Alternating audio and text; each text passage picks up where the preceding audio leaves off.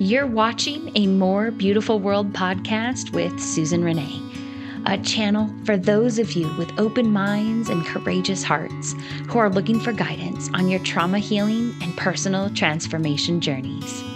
Here, I share with you the powers of intentional plant medicine use, along with other holistic therapies and spiritual guidance to guide you on your path forward. I'm so eager to share with you what I've learned in working with these sacred plant medicines on my own journey, including the knowing that what we do to heal ourselves, we do to heal the whole collective.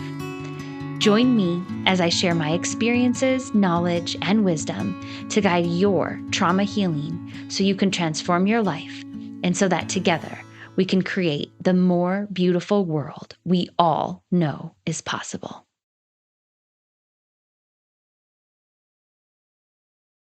Well, hello and welcome to another episode of A More Beautiful World. And in this episode, we are going to be sharing with you keys to practicing radical acceptance in your life.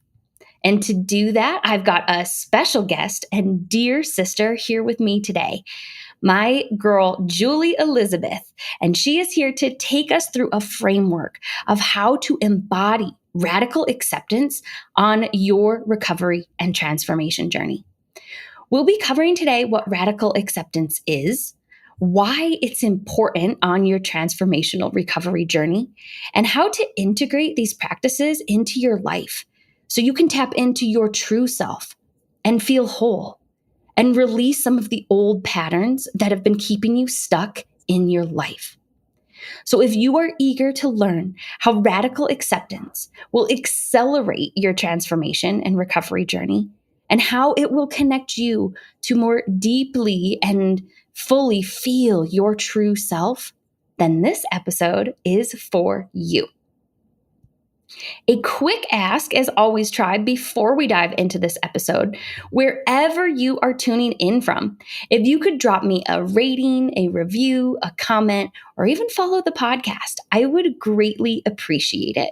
I'd love to know what you think of this podcast, and your support, your ratings, your subscribes and follows help me to get these messages out into the world. So thank you in advance for your support. Now, let me begin today in this magical episode introducing my special guest. We have here today with us Julie Elizabeth, my dear sweet sister. Welcome, Julie. Thank you. Thank you so much for having me. I'm really excited to be here. Yes, and thank you for coming on and for being here. We've been talking about co-creation for a while, and let me just start off for our listeners telling you all what Julie is about. So Julie is a licensed marriage and family therapist who specializes in helping people create healthy relationships with themselves and their loved ones, including spiritual and sexual aspects of wellness. She uses a trauma-informed, holistic approach and emphasizes a mind-body-spirit connection for your healing. Julie is also a published author and an embodiment coach who helps women find freedom in their sexuality and authentic self-expression. So we have one powerful woman here with us today. And again, Julie, anything you want to add to your bio at all that I may have missed? I think that really covers it. I am passionate about trauma recovery and resilience building. And so I think the only thing I would add to that, just in addition to the relationship emphasis in my practice, I have a fair bit of experience doing trauma recovery specifically, using an integrated model for healing like EMDR and some other tools that we can talk about later on. But that is an aspect that I think is relevant to our conversation today. Perfect. Thank you for letting our listeners know. And that is one of the main reasons you are here with me today, because your gifts, your skill sets really relate so deeply into this recovery and transformation work. And so today, Julie and I are here for you all to talk about radical acceptance. When Julie and I were co-creating this episode and deciding exactly what magic and what medicine we wanted to bring to you, we felt like the topic of radical acceptance was really the most magical and powerful to share with you here today. So, with that, we are going to use our time together to go through what radical acceptance is. We're also going to be graced with Julie taking us through a framework to really practice and embody radical acceptance. And if we have time, we might even move through an example for you all. And then, of course, as always, we will make sure we leave you with next steps and how to integrate and implement this in your life. So let me kick things off here with Julie because she is our special guest. And Julie, why don't you start off for our listeners and just define what is radical acceptance? So, radical acceptance I think it's one of those buzzwords that people have been kind of throwing out these days and using quite a bit. So, I can just speak from my own experience with it, applying it in my own life, and then also what I facilitate with clients. It's cultivating an awareness of all aspects of yourself and then embodying an approach of unconditional love and acceptance for all parts of yourself, especially and including the parts of us that are the hardest to love, the parts of us that feel or seem unlovable. And so, if we can cultivate a sense of radical acceptance for all parts of ourselves, it allows us to, it gives us room to heal. I love that. Yeah, I know when I think about radical acceptance, I really, especially in the lens of transformation, recovery and integration, our whole goal is to be our true self. And that really is about being our whole self. And it does take radical acceptance of all the pieces, right, of who we are to get there. One of the most powerful things as I was getting ready for our podcast today, I was thinking about a really powerful thing I heard from a mentor coach one day. And I asked them, how do you get to that next level in your soul's evolution? And like, what are all the steps to like get there? What's that power that you need? And he simply said, accept yourself fully, exactly as you are right now. And I'll be honest, girl, at the time, I was a little upset by his answer because I wanted the whole 20 bullet point outline of how to get there, right? But really, there is a lot of magic in his words. And that came back in as we were thinking about, this concept of radical acceptance, because by accepting ourselves fully, right, where we are right now, that really is a beautiful step in our soul's evolution and that next step. Would you agree? Yeah, and I would also just add it can seem counterintuitive too, right? Because you're literally talking about transformation and recovery and change and these big, radical changes in your life that you're trying to make. And so when we talk about accepting yourself exactly as you are, it can feel like, well, how is that going to facilitate change? And so I just want to acknowledge that sometimes it can feel a little bit counterintuitive and confusing. And it really is trying to bring another sister of mine often uses this phrase, bring as much awareness and as little judgment as possible, right? So we're really just trying to remove those layers of judgment, those layers of pressure, those layers of shoulds and all of these different things that can actually stifle our ability to heal and our ability to identify the need and stuff. So I just want to acknowledge that piece, that accepting ourselves exactly as we are can create that frustration you're talking about with what do you mean? But I want to get somewhere else. Exactly. Yeah. And I'm glad you acknowledged that right up front because it does feel counterintuitive. And I know in that moment, I felt very confused and again, a bit frustrated. But ultimately, it is a key piece, right? It's a key piece. You've seen it in your practice. I've seen it in mine and in our own personal journeys too, right? Mm-hmm. Just how transformational it actually can be to accept and love ourselves just as we are right now. So with that, Julie, from your perspective, I would love to hear, why you feel, and we've touched a little bit on this, but let's dive in a little deeper, why you feel radical acceptance is important, on any transformational journey, when someone is working to heal, from trauma and maybe go through a recovery process and really get to this embodiment of their true self, right? Their highest self. Why do you feel radical acceptance is important on that journey?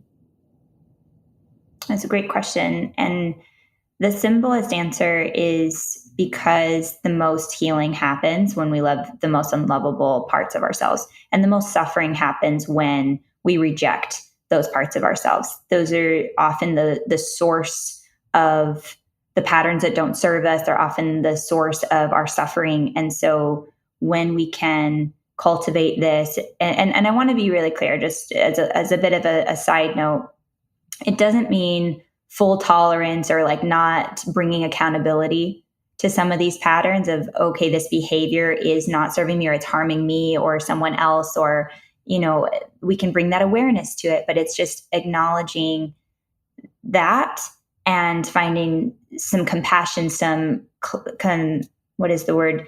Curiosity, right? Seeking to understand it. And that's what I mean by acceptance, right? Accept myself as I am, that I am imperfect. I'm a work in progress. I have patterns that don't serve me. I have parts that I get frustrated with. I have parts of myself that I don't necessarily like very much sometimes, or that are harder to love.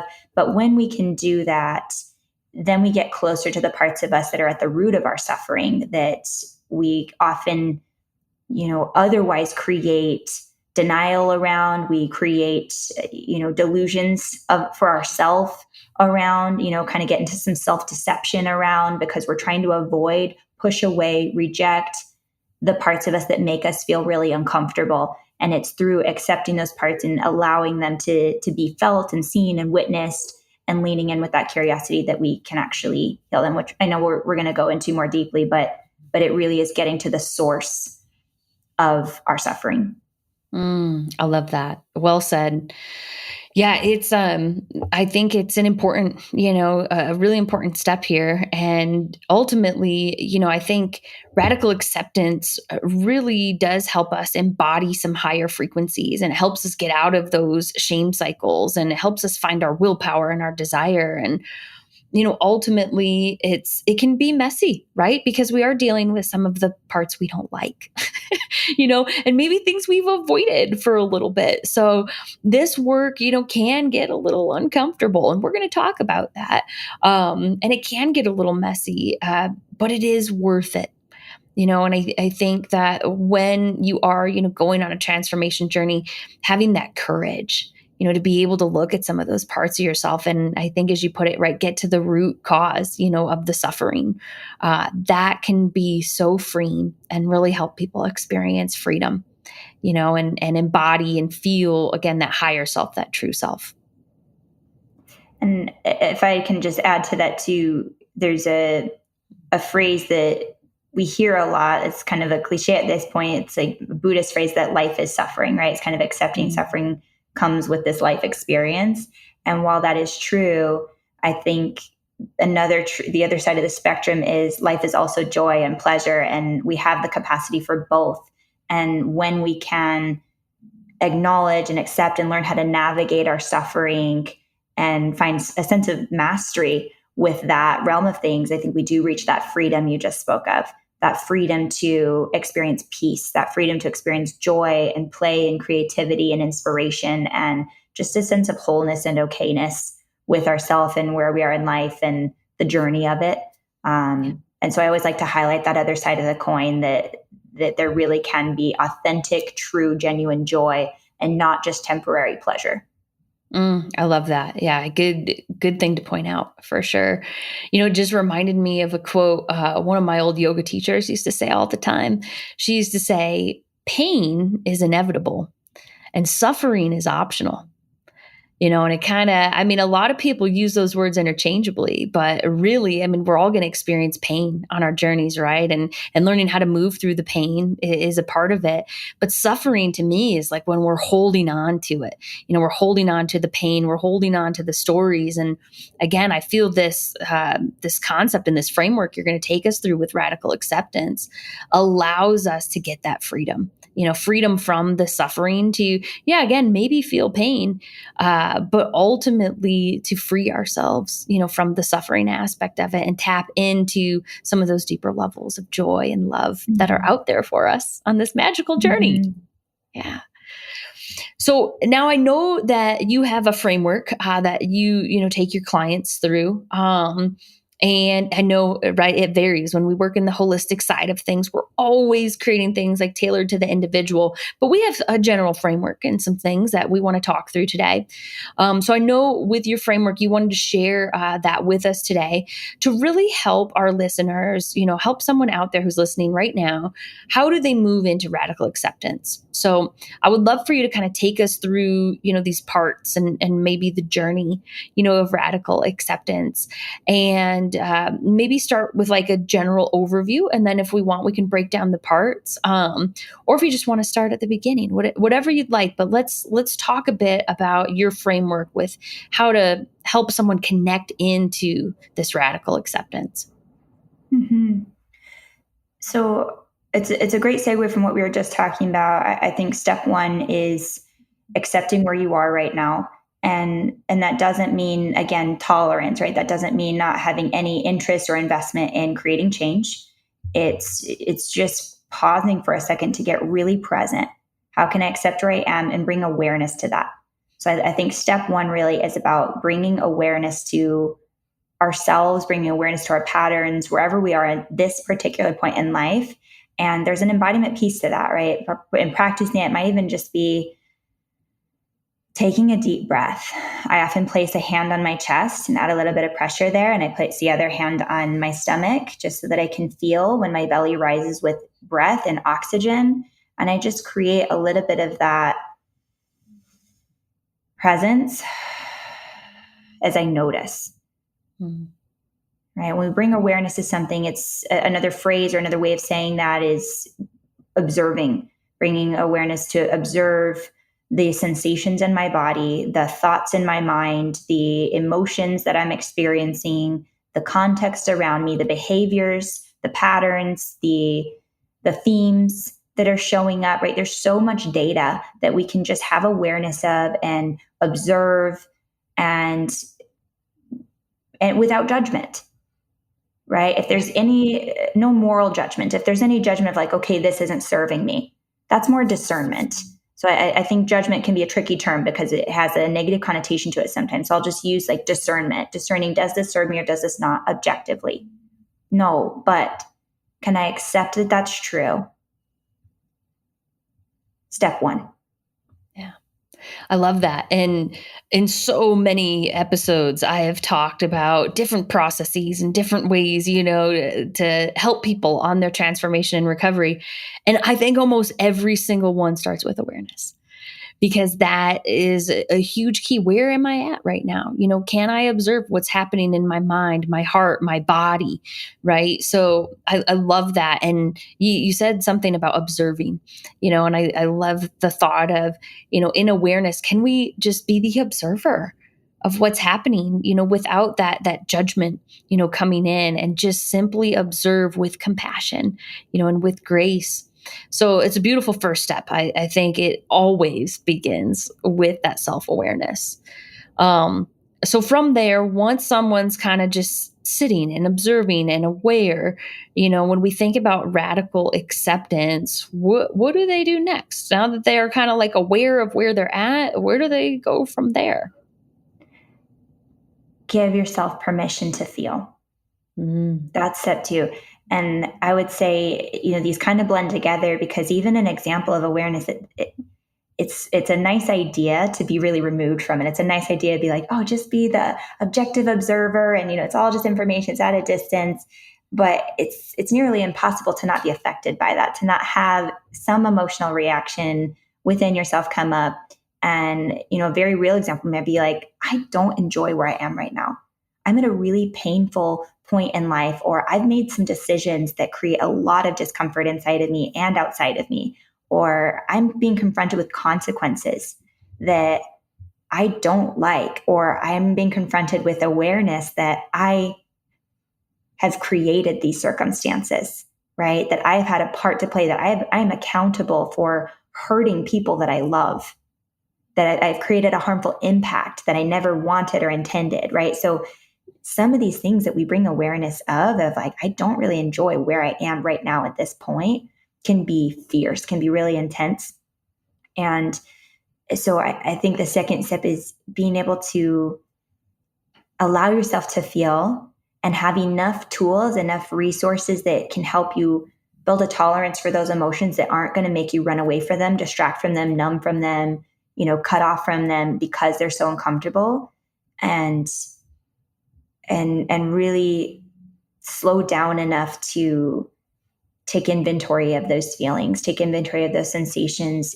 And when we can do that without dissociating, without distracting, numbing, exiting, if we can increase our tolerance for our capacity to feel safely, then we can get to step 3, which we'll get to, about the healing part, the transformation part, identifying the need that's beneath that, or the wisdom that comes from that. But I think stage 2 is really about increasing that tolerance and capacity to feel. And it's relevant to step 1, which is that radical acceptance or awareness of, what am I feeling? Yeah. What have I not been willing to feel? What have I been avoiding or numbing, or right? What is causing this escapism? Yeah. No, I love that. And don't let me put words in your mouth here, but I would even call that, this like step 2 phase of building up this tolerance, really learning to sit with your discomfort. Because yeah, there's some heavy emotions that come up. And believe me, as I have a whole history of addictions, and there were times when, that pain would come up, the things I didn't like, and I would choose to numb out, right? Be it with cannabis, with alcohol, whatever I was choosing to numb out with, I didn't want to sit in the discomfort. So if you can build up that tolerance to like feel those uncomfortable emotions and sit with the discomfort, and maybe you don't sit with them from start to finish, maybe it's just an extra couple minutes, at the beginning, to just start to learn what it even feels like to sit in that discomfort. That I think, again, is a big key piece to that, is like, how do you have the ability, how do you find that tolerance, right? And almost maybe some comfort to be able to sit in the discomfort. Mm-hmm. Mm-hmm. And there's coping skills, there's tools, there's connection, there's support. That is a whole conversation in and of itself, of how do I increase my tolerance for discomfort. And I'm sure you've talked about it, in so many other conversations. But part of being willing to sit in our discomfort like that and allowing ourselves to feel is just accepting the emotions themselves. Yeah. Yeah. And I think that's part of the root, right? That we were talking about earlier, getting into the root of what is causing the suffering. And a lot of times, those are some of those core parts of ourselves that are the hardest to love and accept. Right. So how do you allow yourself to feel that, and be able to tolerate and build up that tolerance to sit in that discomfort with maybe an emotion like shame, or anger, right? Some of those emotions that most of us tend to just stuff down away really far. So yes, okay. So if we think about this, again, as like a framework, like a step process. So we have our self-awareness, you become aware, you kind of start working on building up this tolerance, feeling those emotions, allowing yourself to sit with some of these more uncomfortable, emotions, things. Maybe again, it's anger, maybe it's shame. And then from there, what would you say is kind of like a next layer in this radical acceptance journey? More awareness. More awareness. That's the name of the game, right? When we're like waking up, becoming conscious, more conscious, all these things. And joking aside, I think there's more depth than even just this stage. It's easy to just articulate it on a cognitive level, but I really want to spend a moment here unpacking what that looks like and feels like when we're talking about, okay, observer stance. And I'm increasing my capacity to sit in the discomfort. And so I'm just going to take that awareness into all of the data. Again, where is it in my body? So often when there's patterns of escapism or dissociation or distraction, we get disconnected from our body.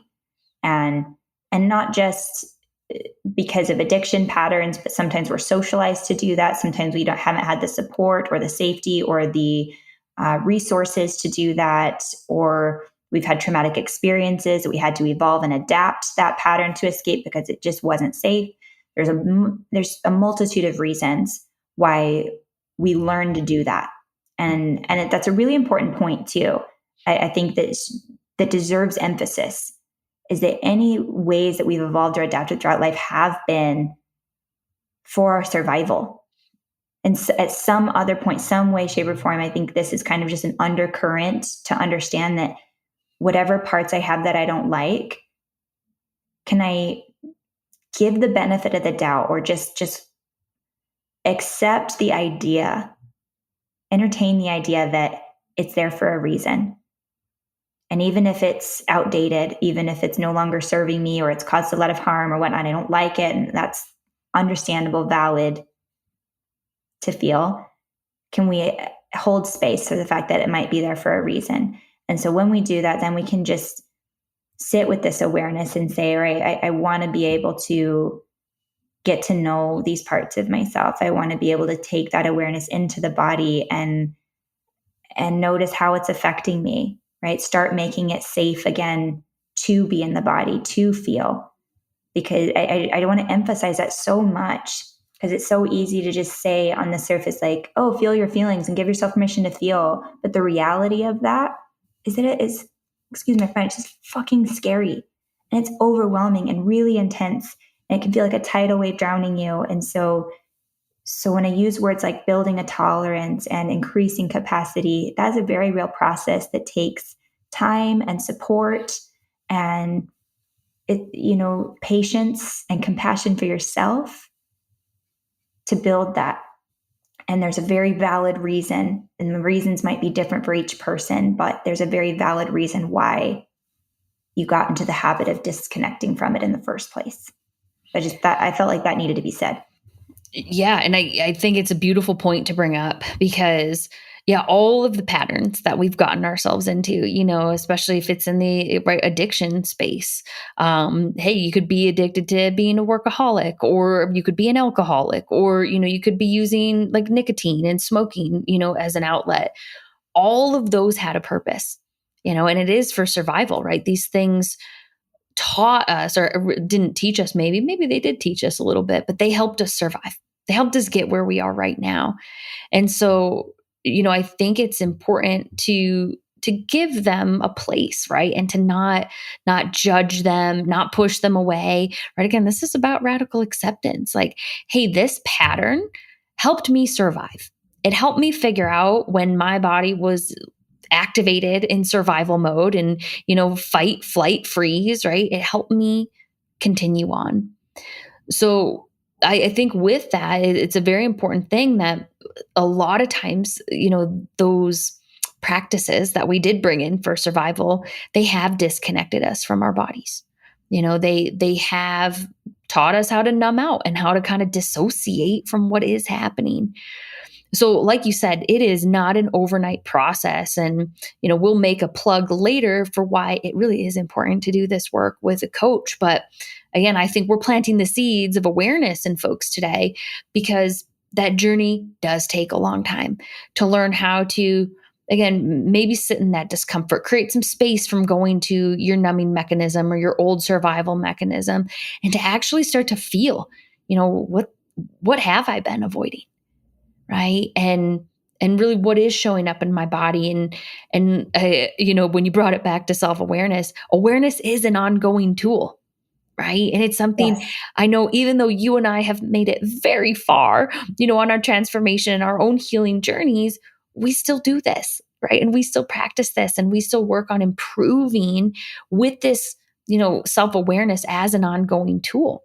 But again, in this space, it is learning, right? How to use your body sensations and this awareness to really lean into it, right? Instead of dissociating from it, and that's when I think we can start to ask ourselves, right? How can I allow this discomfort to serve me? What is it really showing me I need to do? What root pain point? What root trauma is it pointing to? And it really can orient us in where we need to go forward, on our healing and on our transformation journey. So again, I'm really glad you brought up that point, because I think it's an important one to make sure everybody does fully understand. And not one to rush through. Like I'm saying, yes, let's the goal. The goal is to bring awareness to the discomfort and the places we've been running from and hiding from. But we're also bringing awareness to the patterns themselves, the patterns we don't like, such as running. Right? Oh, I've been avoiding. Mhm. So easy to be like, well, I just need to stop avoiding and go to the thing that I've been avoiding. What if we stayed present just with, how has the pattern of avoiding been trying to serve me? How is it not serving me? That's important too, so that we're not just creating delusions and justifications. There's a difference between justification and acceptance here, Yes. right? Hmm. And and so if I just bring awareness to the pattern of avoiding, of how is that trying to serve me? How is that part of me? How's that pattern playing out? What is it trying to protect me from? And so we can just again bring compassion and bring curiosity to that part. And then we say, oh, it's because there's a ton of discomfort right there that I feel overwhelmed by, that I feel really scared, that I feel unequipped to handle. Okay. Wow, such good awareness. So good to understand that, to recognize that. And then the question goes deeper. This curiosity piece is another theme. It's another tool. What do I need to feel safer, Hmm. to even go further? Right. And that's where we say, what do I need from within myself? What do I need? What does my body need? What do I need from outside of myself? Do I need more information? Do I need more tools? Do I need more presence? Do I need more grounding? Right? Do I need more regulation? What is it that I need to even go further? Yeah. Yeah, and I love the word curiosity, because I feel like when we go on this radical self-acceptance journey, we've got to invite in a lot of curiosity, right? Because yeah, there's these layers, right? There's this constant awareness that you're using, and you got to keep getting curious. I think it was with you, a conversation we were having on the phone maybe a couple months ago. I brought up the concept of the infinite onion, and we talked about how, right, we're all just a bunch of onions and we got all these layers to pull off. Well, I'm here to tell everybody that's listening, those layers are done pretty much when you die.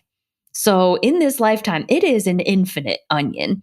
So yeah, you're going through this, right? And it really is a lot of layers. Like it is about the journey, and again, I think that curiosity, that word, is so powerful, because if we can bring in and invite in the curiosity to unpack these infinite onion layers, that really can just help make the process.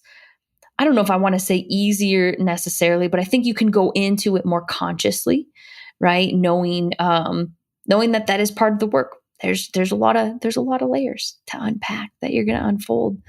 Um, so you mentioned, a few things around how you can like create space and how you can start to really, become the observer, and how to start maybe disrupting these patterns. So do you have certain skills here that you have found that like help people as maybe they're sitting in the discomfort, they're really not sure what to do with it? Like, do you have certain tools that you want to share with everyone around this? Yeah. So yes, I would say grounding is a big one. It's another buzzword, but it's really important one to know. And before we even use the tool, more awareness right there of what is my body doing? At what point of activation is it? When do I reach a fight or flight state, right? Where I'm no longer in a state where I can be curious and compassionate and connected to myself. But when am I disconnected from my body, or feeling anxious or stressed or fear so intense that I feel like I need to run, or that I need to get out of here, or, you know, anger, irritability, frustration? There's a lot of those signs. So as soon as you become familiar with those signs are of like, oh, I need to take a pause, I need to take a break. That's a really big tool in and of itself, is just recognizing when something feels too much Hmm. Yeah. and attuning to that moment and saying, let me do something to soothe my body. Let me do something to soothe my nervous system right now, and ground into the earth, maybe some bare feet in grass, Mindfulness is a huge buzzword, but also really potent tool. I like to acknowledge when things are buzzwords because I know how cliche things start to sound. It's this paradox. It's so great that there's more awareness in the world. There's more information widely available and accessible, and that's so awesome that the advocacy work is going well. And then I think sometimes it's just kind of we have to laugh at ourselves when these words pop up. So humor is a good tool as well. We got to laugh at ourselves. We got to be like, Amen to that. Amen. So mindfulness, present centered awareness, non-judgmental awareness of the body in the moment. It can be such a great tool to be like, all right, what am I feeling? Can I orient to this moment? Anxiety is often future based, or regret is usually in the past. There's a lot of these things, discomfort that exist outside of this present moment. And so if we can ground into that moment and orient ourselves to, I'm safe, I'm in a safe environment, I can breathe and send that cue to my body, breathing in an intentional way, like taking that deep belly breath, really slow inhale, maybe holding at the top, getting that oxygen in, giving that gift to the body, and then long, slow exhale as you're tracking your breath and becoming aware of each sensation as you're doing that, noticing the shift that starts to happen, noticing your shoulders dropping down, maybe noticing the ways that it was tense, right? So much tracking of the body and then orienting back to a state of safe and calm. And that's the goal, right? And I think when we talk about radical acceptance, that discomfort can bring up, right? The anxiety, the depression, the regret, right? And when you feel that discomfort, it is important to know these tools to go, how do I move through it? Right. Mm. And I always call it like, the toolbox, like what tools you want to pull out of your toolbox. And like you said, yeah, some of these things are kind of like buzzwords, and some have maybe even gotten a bit diluted because, they're so prevalent out there, but they do work. Mindfulness techniques do work. Breathing, slowing down your breathing, taking intentional conscious breaths really do work. Grounding, earthing, right? Getting out into the grass, it really does work. So I think, as people are cultivating this radical self-acceptance and learning to kind of sit in that discomfort, it's important to know when they need to pull these tools, right? And what I'm hearing you say is, when you are recognizing, maybe the fear, the anxiety, the overwhelm, starts to show up, and you start to feel maybe that fight, flight, freeze, response happening, right, in your body. A key is to implement some of these tools so we can feel safe. Mm-hmm. Right. And bring ourselves back to safety, calm the nervous system back down, right? Shift it back over to that rest and digest, the more parasympathetic activation of the nervous system. And then really learn to operate more out of that space, right? So we can respond when we feel safe instead of, taking action when we're kind of in that activated fight, flight, freeze state. Yes. So noticing when we're getting there, noticing when there's a need to regulate, need to ground. And there's a concept, it's a concept from internal family systems that is called self-leadership, self capital S, that represents the spiritual aspect of ourselves, the conscious mind that I can talk more about it maybe at another time, but that's the goal within that framework. Is they use a lot of parts work and helping us to notice our parts, get to know our parts, accept our parts, navigate them. But self leadership is, I think, so congruent with mindfulness, where we can recognize that if we can observe our experience, that observer is our highest self. That observer is our consciousness that can be in leadership. It can be in control and saying, I can navigate this wave. I can navigate this intensity. I can respond to these cues that I'm noticing as needs. And if I can segue off of that concept, I just want to get real for a second, because I know what it's like to ride the tidal waves and try to surf them. And sometimes they swipe you out, your legs out from underneath you, and you're just tumbling with the Oh, yeah. sand. Um, there are moments I have pulled out every tool in my toolbox and it feels like the overwhelm or the anxiety or the intensity is just not responding, right? Like these things can feel really intense. And so, what I want to acknowledge is another tool here, that sometimes it's about not not forcing the part away or getting frustrated or angry with the part. Those feelings are understandable. Those feelings are really valid. But part of radical acceptance is saying, hey, I see you. There's some part of me that feels really overwhelmed right now that's needing to be seen. There's some part of me that feels really scared right now, that feels really anxious right now.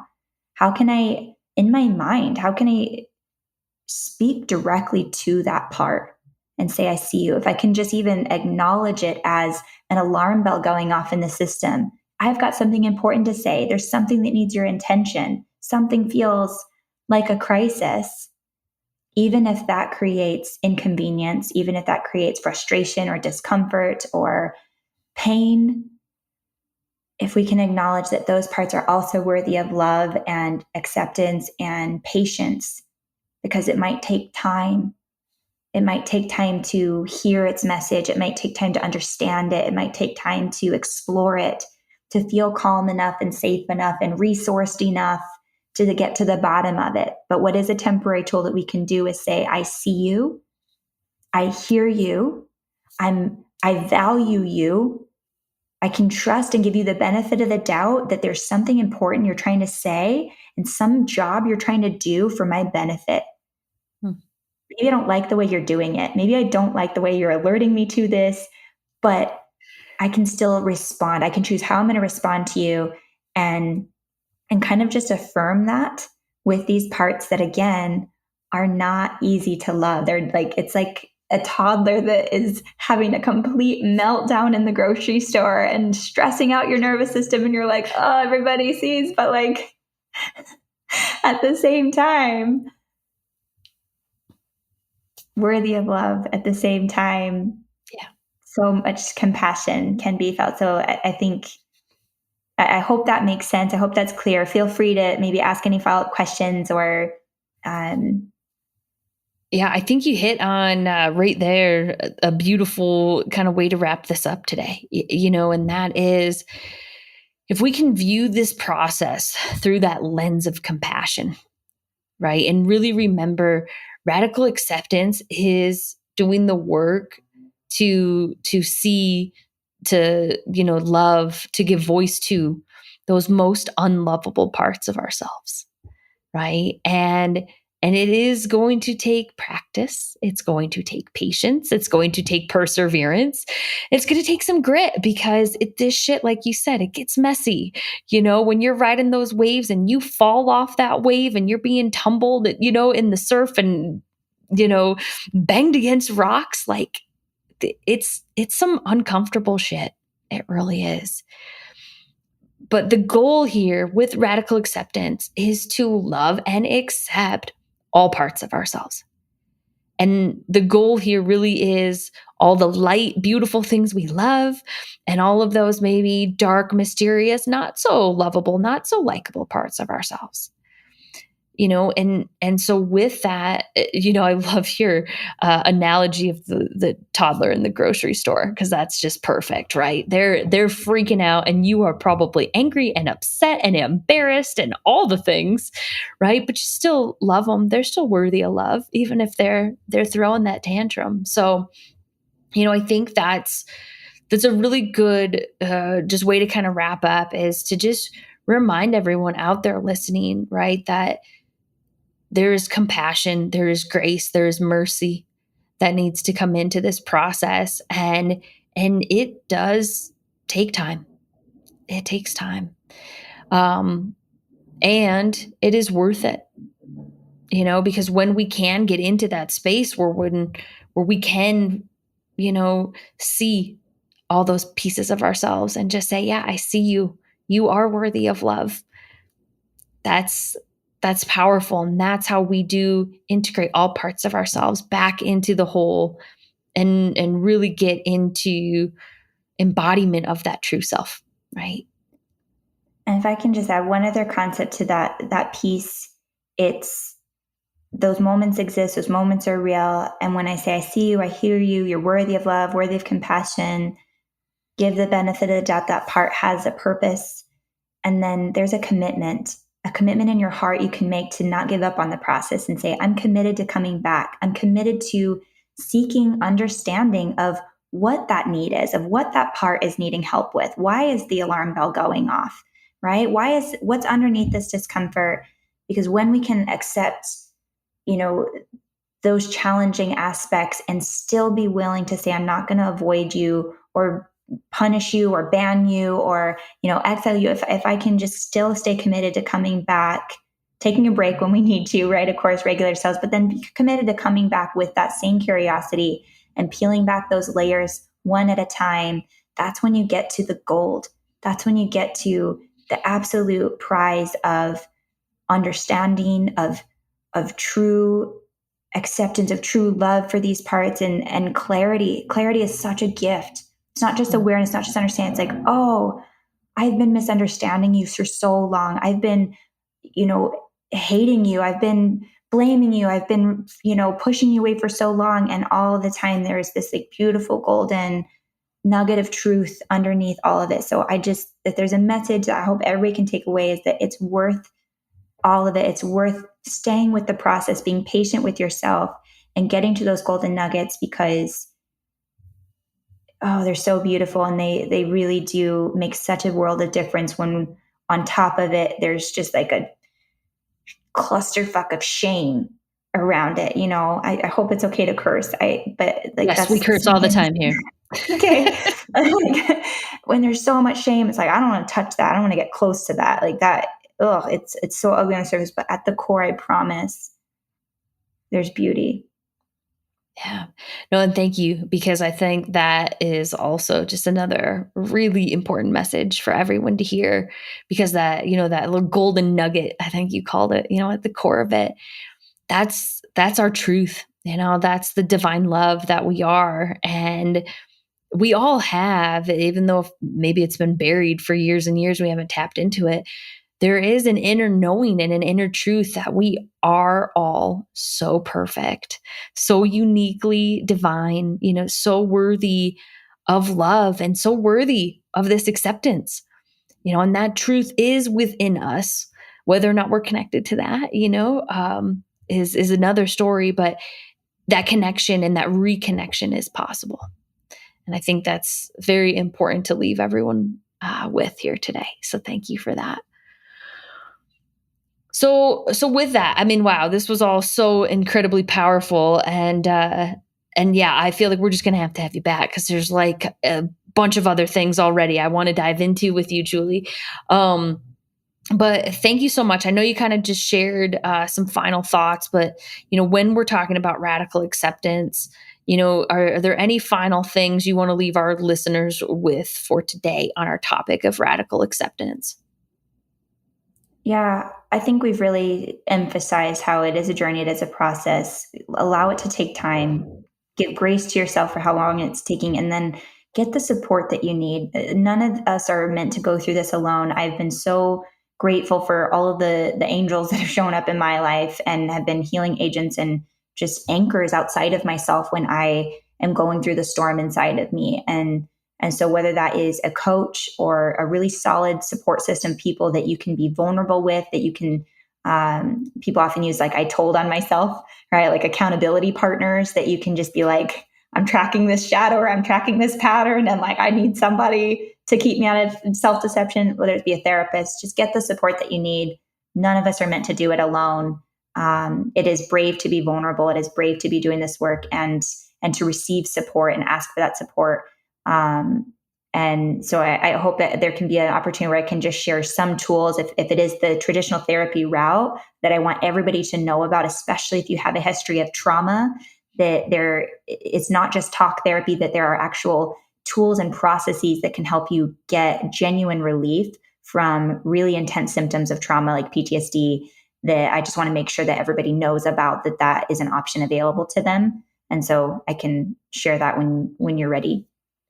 Yeah, thank you. Yeah, and I think that right there could be a whole podcast. So, so we're gonna have to mark that and more, right? Probably a whole series, to be honest, because there's a lot of tools.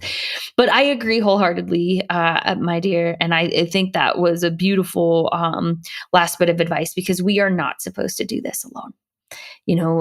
There is so much strength in connection. There is so much strength in finding support, in this process. And, you mentioned vulnerability. There's so much strength and vulnerability in finding someone you can be vulnerable with, when you're doing this deep level of transformation and, addiction recovery, trauma healing, right?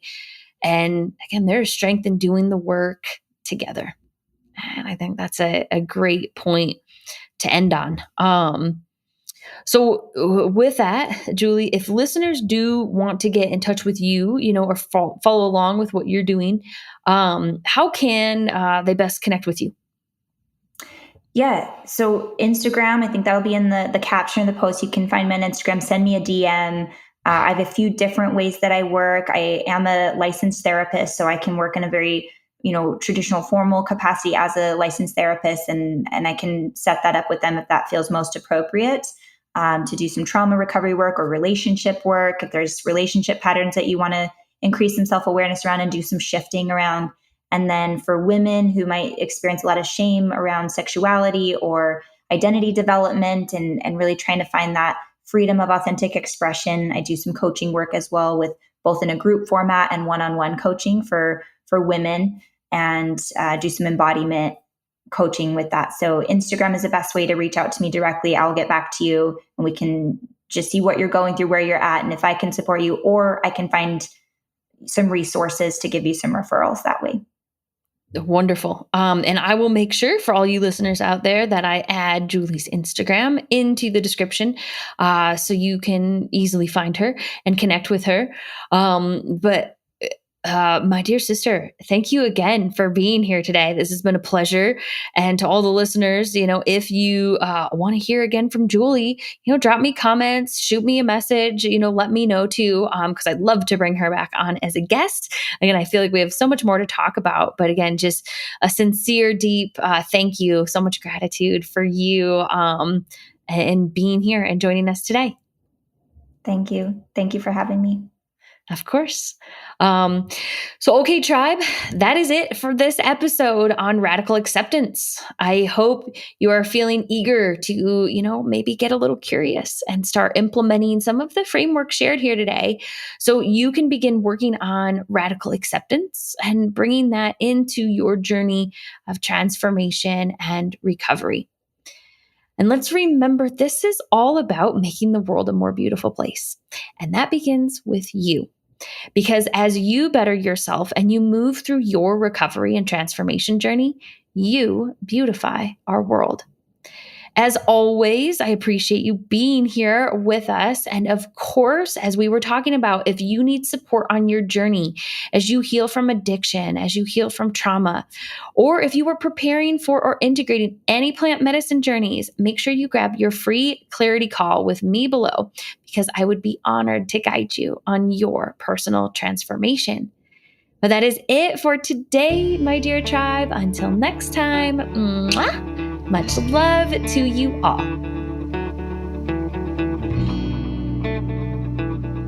Hey tribe, thanks so much for watching.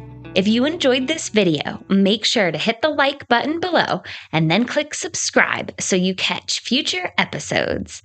And remember, I've got lots of free resources for you to learn about the powers of intentional plant medicine use in order to support your trauma healing and personal transformation journey. So make sure you check them out in the description below and help in making this a more beautiful world for us all. Thanks again for tuning in, tribe. And until next time, much love to you all.